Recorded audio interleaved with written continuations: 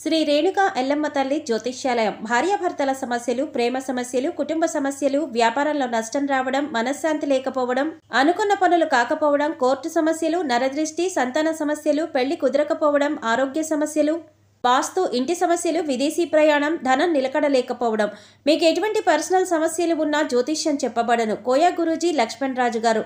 Cell number 8466923012. ఓం శ్రీ మాత్రే నమః. ఛానల్లోకి స్వాగతమండి. జనవరి 29వ తేదీన అమావాస్య. మాఘమాసంలో వచ్చే అమావాస్యను మౌని అమావాస్య అంటారు. అమావాస్య యొక్క ఇతర ఆచారాలతో పాటు ఈ అమావాస్య రోజున మౌనవ్రతాన్ని కూడా పాటిస్తారు. అందుకే దీనిని మౌని అమావాస్య అనే పేరొచ్చింది. ప్రస్తుత పరిస్థితుల్లో రోజంతా మౌనవ్రతాన్ని పాటించటం అసాధ్యం. అందువల్ల కనీసం ఈ తిథి నాడు బ్రహ్మ ముహూర్తంలో స్నానం చేసే సమయంలో మరియు దానం చేసే సమయంలోనూ మౌనంగా ఉండాలని పండితులు చెబుతున్నారు. మౌని అమావాస్య రోజు నదీ స్నానం చేసి దానాలు చేయటం వల్ల విశేషమైన ఫలితాలను పొందవచ్చు. అయితే నదీ స్నానం చేయటానికి వీలుకాని కర్కాటక రాశివారు ఇంట్లో స్నానం చేసే నీటిలో ఇవి వేసుకుని స్నానం చేయటం వల్ల మీకున్న ఆర్థిక సమస్యలతో పాటు అనేక రకాల ఇబ్బందులు, నరదృష్టి, నరఘోష వంటివి తొలగిపోతాయి. అయితే స్నానం చేసే నీటిలో ఈ రాశివారు ఏది వేసుకుని స్నానం చేయాలి అనే అంశాలను ఇప్పుడు వివరంగా తెలుసుకుందాం.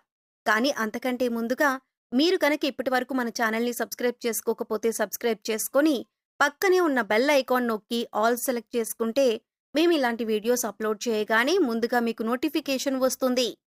ఇక వివరాల్లోకి వెళ్ళిపోతే, ముందుగా అమావాస్య రోజు ఏ పనులు చేస్తే అదృష్టం కలిసొస్తుందో, ఏ పనులు చేస్తే దురదృష్టం కలుగుతుందో తెలుసుకుందాం.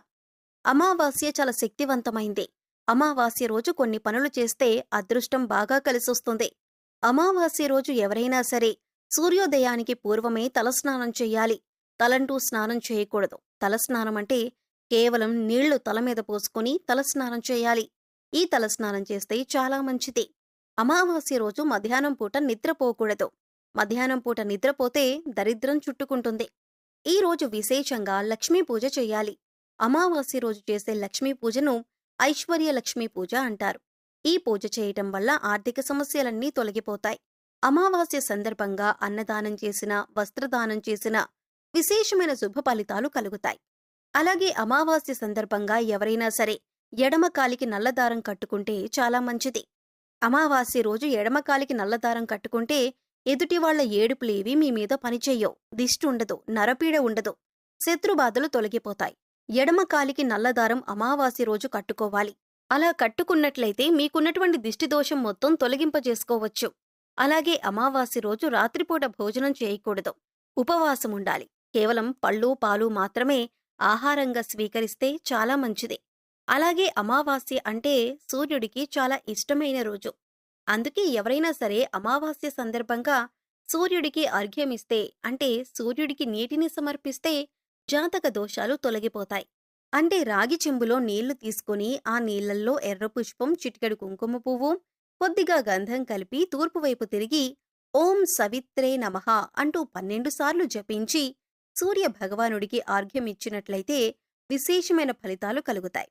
అమావాస్య సూర్యనారాయణమూర్తి పుట్టినరోజు కాబట్టి సూర్యుడి అనుగ్రహం వల్ల సకల శుభాలు కలుగుతాయి.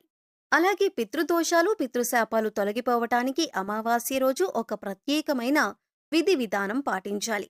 మీకు దగ్గరలో రావి చెట్టు ఉన్నట్లయితే రావి చెట్టు దగ్గరికి వెళ్లి రావి చెట్టు మొదట్లో ఆవాల నూనె అంటే మస్టర్డ్ ఆయిల్ ప్రమిదలో పోసి 8 ఒత్తులు విడిగా వేసి దీపాన్ని వెలిగించాలి. అమావాస్య రోజు ఎవరైతే రావి చెట్టు దగ్గర ఆవాల నూనె దీపం పెడతారో వాళ్లకున్నటువంటి పితృదోషాలు, పితృశాపాలన్నీ తొలగిపోతాయి. అలాగే అమావాస్య సందర్భంగా నవధాన్యాలకు సంబంధించిన ఒక ప్రత్యేకమైన పరిహారం పాటిస్తే లక్ష్మీ కటాక్షం చాలా సులభంగా కలుగుతుంది.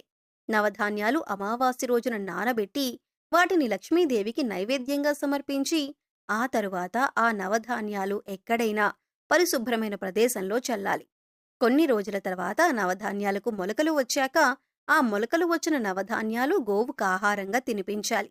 అమావాస్య రోజు నవధాన్యాల పరిహారం పాటించటం ద్వారా ఆర్థిక ఇబ్బందుల నుంచి సులభంగా బయటపడవచ్చు. అమావాస్య సందర్భంగా ఈ ప్రత్యేకమైన విధి విధానాలు పాటించండి. అమావాస్య రోజు కామ్యకర్మలేవీ చేయకూడదు. అంటే కోరిక కోరుకొని చేసేటటువంటి కార్యక్రమాలేవీ కూడా చేయకూడదు. ప్రధానంగా దానాలు చేయటం, నువ్వుల నీళ్ళల్లో వేసి దక్షిణ దిక్కుకు తిరిగి పితృదేవతలకు తర్పణాలివ్వటం ఇలాంటివి చేస్తే పితృదోషాలు తొలగిపోతాయి. అమావాస్య రోజు అద్భుతమైన శుభ ఫలితాలు సిద్ధింపచేసుకోవచ్చు. అలాగే అమావాస్య రోజు బకెట్ నీళ్ళల్లో ఏది వేసుకుని స్నానం చేయటం వల్ల మీలో ఉన్న నెగిటివ్ ఎనర్జీ తొలగిపోతుంది. అలాగే ఈ పదార్థాలలో బకెట్ నీళ్ళలో ఎందుకు కలుపుకోవాలి అనే అంశాలను ఇప్పుడు తెలుసుకుందాం. ప్రతి ఒక్కరూ కూడా ఆ భగవంతుడి ఆశీస్సులు మాపై ఉండాలని, జీవితంలో గొప్పగా ఎదగాలని కోరుకుంటారు. మరి ఆ దిశగా అడుగులు వేసేందుకు తమ వంతుగా ప్రతిరోజు పూజ చేస్తూ ఉంటారు. పూజ చేసినప్పుడు ఫలితాలు వస్తాయా అంటే మనశ్శాంతి మాత్రం ఖచ్చితంగా వస్తుంది. ఫలితం వస్తుందా అంటే మాత్రం అది వారి పూర్వజన్మ కర్మ ఫలితం మీద కూడా ఆధారపడి ఉంటుంది. మరి అలాంటి కర్మ ఫలితాన్ని తగ్గించుకోవాలంటే ఏం చేయాలి అనే సందేహం మీకు రావచ్చు. మనం ఏదైనా పని చేస్తున్నామంటే అది ఎందుకు చేస్తున్నాం అని తెలుసుకుని చేస్తే మాత్రం దానికి ఖచ్చితమైన ఫలితాలు దొరుకుతాయి. ఈ మాట సాక్షాత్తు వేద పండితులు చెబుతున్నారు.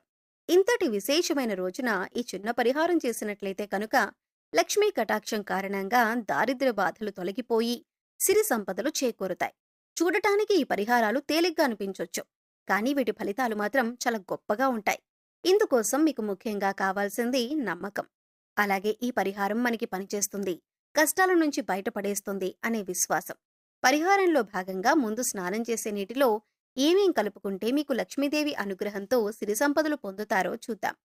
అంతేకాదు వాటిని ఎందుకు కలుపుకోవాలి అనే విషయాన్ని కూడా తెలుసుకుందాం. ఈ సృష్టిలో ప్రతి ఒక్క పదార్థానికి కూడా ఒక ప్రత్యేకత ఉంటుంది.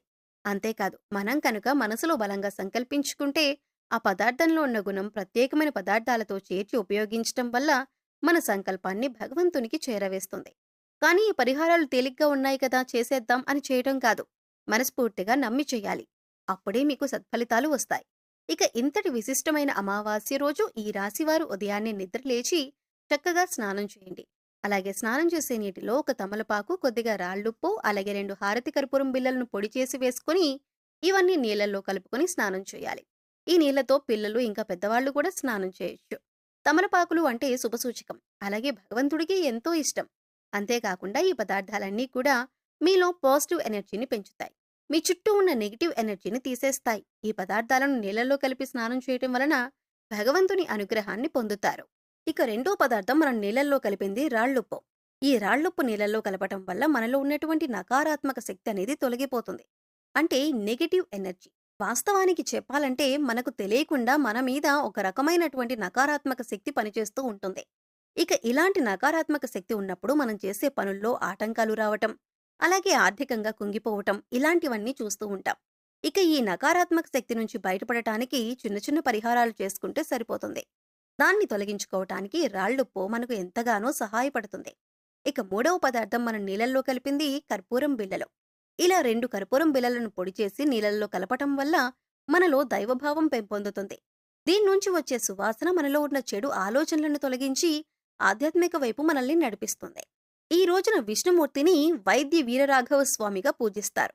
స్వామివారి దగ్గర దీపారాధన చేసి బియ్యపిండిలో బెల్లం, కొద్దిగా యాలకుల పొడి కలిపి పిండి దీపాన్ని వెలిగించి స్వామివారిని పూజించటం వల్ల అనేక రకాల అనారోగ్య సమస్యల నుంచి బయటపడతారు. సో చూశారు కదండి, జనవరి 29వ తేదీ మౌని అమావాస్య రోజున ఈ రాశివారు ఏ చిన్న పరిహారం చేయటం వల్ల వారి జీవితంలో ఉండే కష్టాలు, నష్టాలు అన్నీ తొలగిపోతాయి అనే అంశాలతో పాటుగా అమావాస్య రోజు స్నానం చేసే బకెట్ నీటిలో ఏది కలుపుకొని స్నానం చేయటం వలన నెగిటివ్ ఎనర్జీ తొలగిపోయి ఆర్థికంగా అభివృద్ధి చెందుతారు అనే అంశాలను ఈ వీడియోలో మనం వివరంగా తెలుసుకున్నాం కదా. ఈ వీడియో మీకు నచ్చినట్లయితే లైక్ చేయండి. అలాగే మీ ఫ్రెండ్స్ అండ్ ఫ్యామిలీ మెంబర్స్లో ఎవరైనా కర్కాటక రాశి వారు ఉన్నట్లయితే వారితో ఈ వీడియోను షేర్ చేసుకోవటం మర్చిపోకండి. అలాగే ఇప్పటి వరకు మన ఛానల్ని సబ్స్క్రైబ్ చేసుకోకపోతే సబ్స్క్రైబ్ చేసుకొని పక్కనే ఉన్న బెల్ ఐకాన్ నొక్కి ఆల్ సెలెక్ట్ చేసుకుంటే ఇలాంటి వీడియోస్ అప్లోడ్ చేయగానే ముందుగా మీకు నోటిఫికేషన్ వస్తుంది. మరో చక్కటి వీడియోతో మళ్ళీ కలుసుకుందామండి. ఓం శ్రీ మాత్రే నమః.